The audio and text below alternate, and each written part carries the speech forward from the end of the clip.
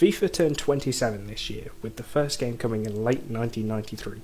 Back then, there were many different football games, such as Sensible Soccer, Match Day, but FIFA was the first game to get licensing with proper teams and actual players and combine them, something that ended up killing off all of its competitors, meaning that today they have no true rivals. PES does not count because for every PES player there are 40 FIFA players, or at least there was at one time. That is not a rivalry, it is just a mild annoyance. Having no rivals is often seen as one of two things. Usually, either the game has gotten to a point where it is so good it just pushes itself, or it becomes lazy and never truly changes. You can decide for yourself which one FIFA is, but from the title of the video, you can pretty much guess what I believe. Now, the way this video is going to work is, I am going to go from FIFA 08, as I believe that is the beginning of FIFA's dominance over PES, after PES's brief spell on top of FIFA. I will explain the changes made to each FIFA, and the copies sold, if the information is available. This won't be a full 40-minute video telling you what's happened here, and this FIFA did that different, and the ball physics are slightly different in this way, because there are much better videos out there that can be done, and I'll try and link some in the description. But I will be looking at trends and events that I believe led to the potential death of FIFA. Also, I won't really be focusing on career mode or pro clubs, because those modes have been fully left to die. I feel immensely sorry for the people that play those game modes, because EA have fully just stopped caring. Even in FIFA 21 with new career mode, bugs, glitches, they're so prevalent, EA don't care to fix them.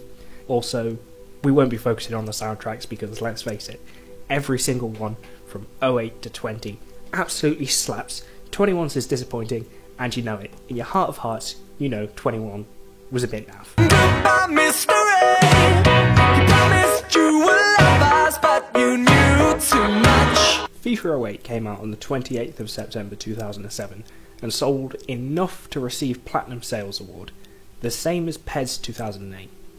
It was the most searched FIFA on Google in release month pre-FIFA 11, and it often seems the game that killed off PES. Whilst I don't necessarily agree with that statement, it is very easy to see why people think that, as the two series were never this close again. And now we're at a point in time where every copy of PES port, 40 games of FIFA are purchased. This was the game that introduced Be A Pro, a new AI engine, and was the first FIFA to start life on both the PS3 and the Xbox 360. It involved 620 licensed teams, 30 leagues, more than 15,000 real-world players, which actually made it 20% bigger than FIFA 07, which is a significant upgrade in terms of the size and scope of the game, and offered plenty of new markets for EA to exploit. The game was received very well by critics and decently well by players, as people praised the gameplay, the graphics, the commentary, especially when compared to PES. The next significant advancement for FIFA was when Ultimate Team became a free game mode in FIFA, because in FIFA 09 and 10 the mode had been a paid DLC which cost £8 and £4 respectively. With this, EA saw an increase in searches for FIFA 11 when compared to FIFA 10, and were able to implement what would become one of the single most successful game modes in gaming history. This year was also noticeable for the increase in content made about the game. Famously, this was the first FIFA which YouTubers such as KSI, ChrisMD and others started posting videos onto YouTube for. The game received good scores from critics and players alike, with many people really emphasising its use of licenses and quality of life changes from FIFA 10. No water in the water fountain. No sign on the sidewalk. So FIFA reached its search peak worldwide in June 2014, as the World Cup was in flow and hype for FIFA 15 started building. After a brief dip in August, people started to get interested in FIFA once more in September. On launch, it sold 2.66 million units, making it the best-selling UK game in 2014 at start, beating the likes of Advanced Warfare, Destiny and Far Cry 4. Overall, the game would be the best-selling FIFA of all time, with over 18 million copies sold worldwide. However, we do need to address the elephant in the room. The thing that most believe killed off FIFA the likely thing that stopped a lot of YouTubers from playing FIFA. Price ranges. When price ranges were introduced, many people were, quite rightly, annoyed. Whilst I believe that EA have actually amended price ranges properly nowadays, they got FIFA 15 so wrong. Almost every FIFA YouTuber made a video raging at EA, and there was even a hashtag trending that was hashtag #RipFoot, accompanied by players breaking their discs. This game was initially seen as positive, but fell drastically over time, especially by players. Critics pretty consistently liked it though, and after this game, FIFA search interest declined, so did its sales, and it's never truly recovered, continuing to decline to this very day.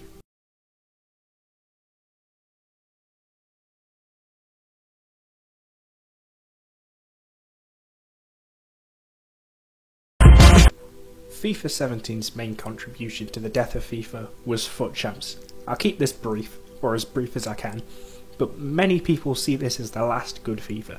FUT Champs was essentially a way for EA to try and implement esports into the actual game. Initially, 40 games on Saturday and Sunday. It was later changed to Friday as well, so you could play the 40 games over the 3 days instead of the 2. This meant that there was now a ginormous gap between hardcore and casual players because of the rewards. This meant that casuals had to buy FIFA points to even have a slightly competitive team in FUT, and this marked the increase of frustration in FIFA, as getting a competitive team after the first few weeks of Ultimate Team was infuriating, as most teams were stacked with quality players. The journey could also be considered a reason for the death of FIFA. EA spent a lot of time and money on developing a new story mode that contained approximately 36 games of football and some of the best players in the world, and Marcus Rashford. But with its brevity, many completed it within a day. Barely anybody cared about this mode, or its 2 sequels, and was forgotten about quite quickly as EA continued to pump millions of pounds into the mode. Overall, this was a mixed bag, with critics quite liking it and the player base seeming to be undecided about whether the game was good or bad. It sold well, approximately 17 million copies, but has not been overtaken in sales by any of its successors to this day.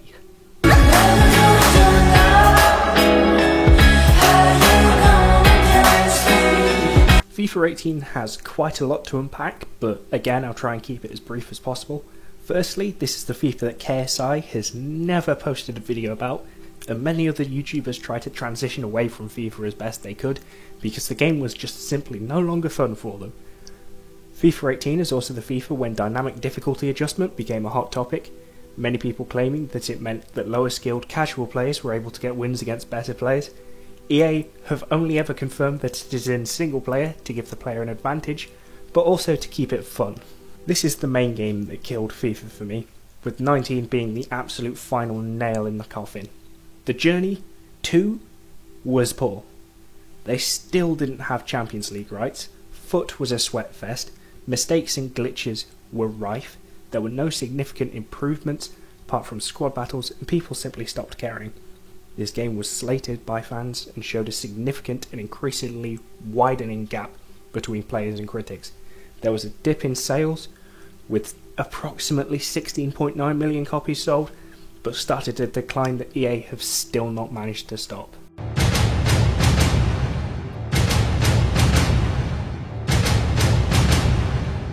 I will be releasing a video on Sunday that shows how I feel that esports in general harms games, but to touch on it briefly here, as I've already talked about, with the introduction of FUT, champions, rivals, combined with the abolition of seasons, the casual side of Ultimate Team has been obliterated. This was most evidenced by texts publicly stating that the game is a competitive event. The game is so unrewarding that anyone can win. Guys who aren't good can win on FIFA 20, and no one enjoys playing it, but you know. When the best player in the world comes out and says on your own network that no one enjoys playing it, but then you've messed up quite badly with how the game is. Also falling under this category is Kurt getting banned. I won't go into this here, but its main significance was that it led to Kurt streaming PES in getting more viewers than Castro playing FIFA at the same time, possibly a sign that FIFA's position as top football game is not as secure as once thought. Also, EA boosts the amount of people watching their esports with the incentives of a possible loot drop. Lots of games do this, but a lot of people just have the stream on in the background, which is evident from the viewer difference in events with and without the drops enabled. I'll find the ticket right, I've been waiting for the perfect time. As I said earlier, by getting rid of seasons and replacing it with FUT Rivals, they absolutely destroyed the last standing bastion of casual FUT and turned it into a complete competitive sweatfest, where sinking money for high value players is more valuable than skill, apart from at the very extremes of the game.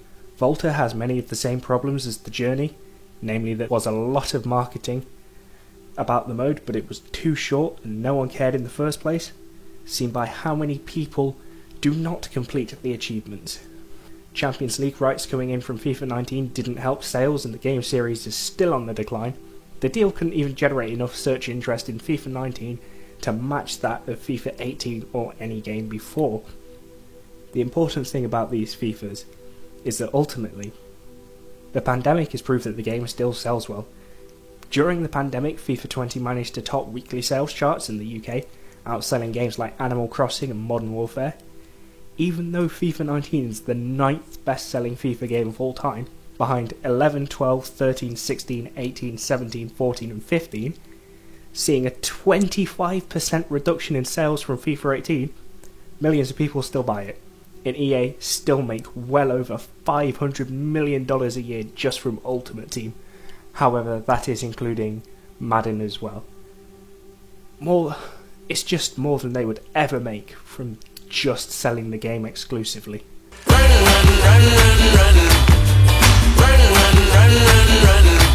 So what have we learned? Not much. FIFA isn't dead and buried. It may be a glitchy, unsolved, unloved and broken mess, but it's still EA's cash cow.